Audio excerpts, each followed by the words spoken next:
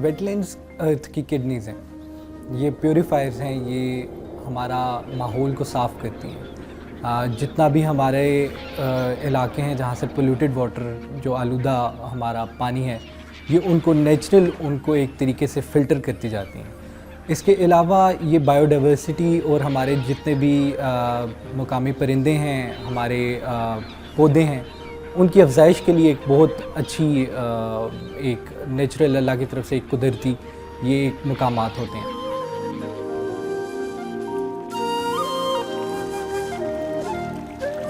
किसी जगह पे बड़े जो इम्पैक्ट्स आते हैं उनको अगर कहीं शॉक्स को ऑब्ज़र्व कर सकते हैं तो ये वेटलैंड्स हैं जो ऑब्ज़र्व करती हैं। जैसे फ्लड्स हैं, वो आते हैं तो उन फ्लड्स को जहाँ जहाँ पे भी आपके पास कोई वेटलैंड्स होती हैं उन फ्लड्स को कंट्रोल करने में बड़ा एक नुमायाँ किरदार अदा करते हैं। जैसे आजकल देखें आप क्लाइमेट की जो तब्दीली हो रही है उसमें भी ये मिटिगेशन में भी क्लाइमेट चेंज की बड़ा ये जो आप गए हैं वो एडेप्टेशन में भी बेहद अहमियत की आमद है।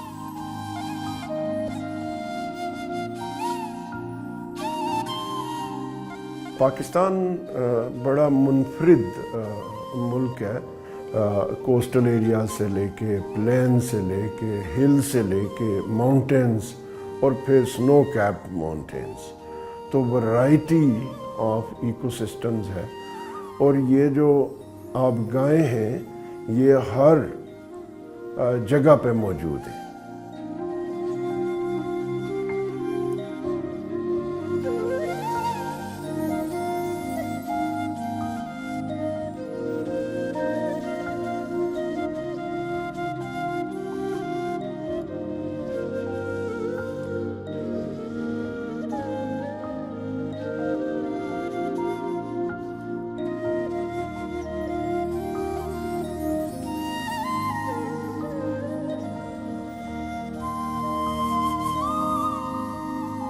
बैनुल-अक़वामी तौर पे जैसे रामसर कन्वेंशन है, पाकिस्तान का मेंबर है और जो साइट्स हैं हमारे पास पाकिस्तान में वो कोई इस वक्त 19 साइट्स हैं।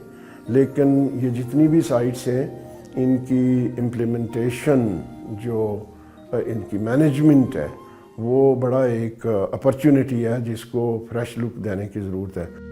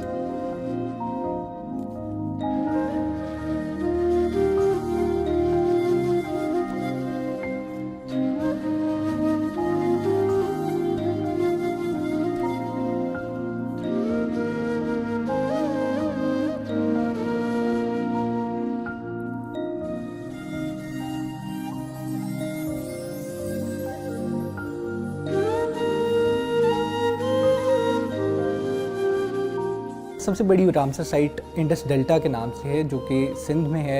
मैंग्रोव्स वहाँ पे हैं, तकरीबन 4,72,000 से ज़्यादा हेक्टेयर उसका रकबा है। और ये तमाम वेटलैंड्स जो हैं ये पाकिस्तान में रामसर कन्वेंशन के अंदर आइडेंटिफाइड हैं और ये प्रोटेक्टेड हैं। उसके अलावा भी बहुत सी ऐसी वेटलैंड्स हैं जो रामसर कन्वेंशन उनको उस तरह से रिकग्नाइज़ नहीं करता या उनके क्राइटेरिया पे नहीं है, बट वो भी क्रिटिकली इंपॉर्टेंट हैं। अगर हम वेटलैंड्स में मैंग्रोव्स की बात करें, ये नेचुरल बफर्स हैं आपके सुनामी से और जो आपकी अरेबियन सी बहरा अरब से आपके पास जो लहरें आती हैं वो नेचुरल बफर्स क्रिएट करते हैं, ना सिर्फ आपको वो सैलाब से और सुनामी से बचाव का ज़रिया बनाते हैं, बल्कि अब वहाँ पे मुख्तलिफ़ इदारों की तरफ से वहाँ पे प्रोजेक्ट्स ऐसे भी शुरू किए गए हैं जिसमें लोगों को सपोर्ट किया जा रहा है कि वो मैंग्रोव्स को दोबारा वो आबादकार करें।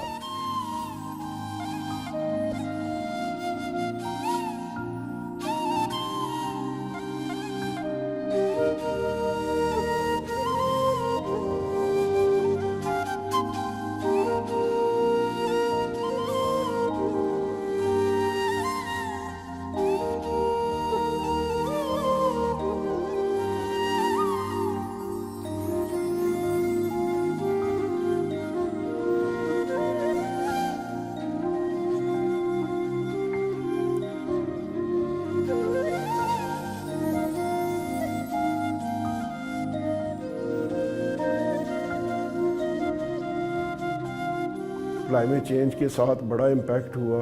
पानी की जो अवेलेबिलिटी है वो कम होने से काफ़ी ऐसी वेटलैंड्स हैं जहाँ पे वाटर की अवेलेबिलिटी का चैलेंज हो रहा है। दूसरा बड़ा चैलेंज है वो अनसस्टेनेबल डेवलपमेंट है कि ये जो वेटलैंड्स हैं वो पोल्यूशन का शिकार हो रही है।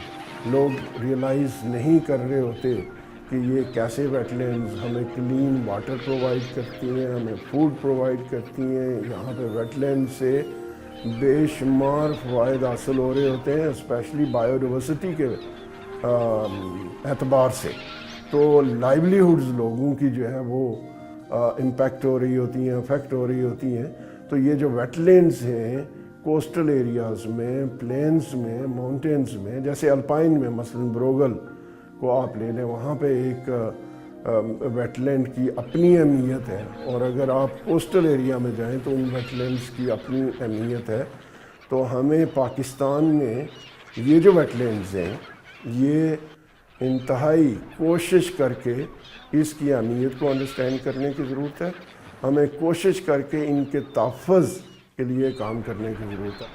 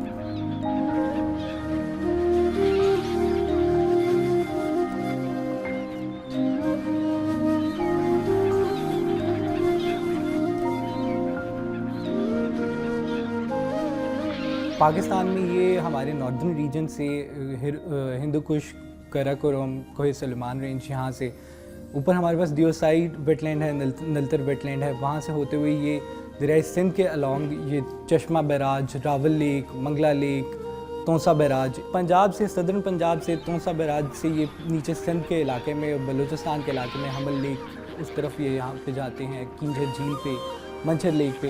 तो ये सारे इलाके इनके माइग्रेटरी रूट में आते हैं। अगस्त के आखिर में ये पाकिस्तान आना शुरू करते हैं, और इनका क्योंकि ये माइग्रेटरी रूट है तो इनकी ये यहाँ पे जो सर्दियों का सीज़न है, जो विंटर सीज़न है, वो ये यहाँ पे गुजारते हैं, और फिर फरवरी के आखिर में या फरवरी के अवाइल में ये वापस अपना रास्ता इख्तियार करते हैं।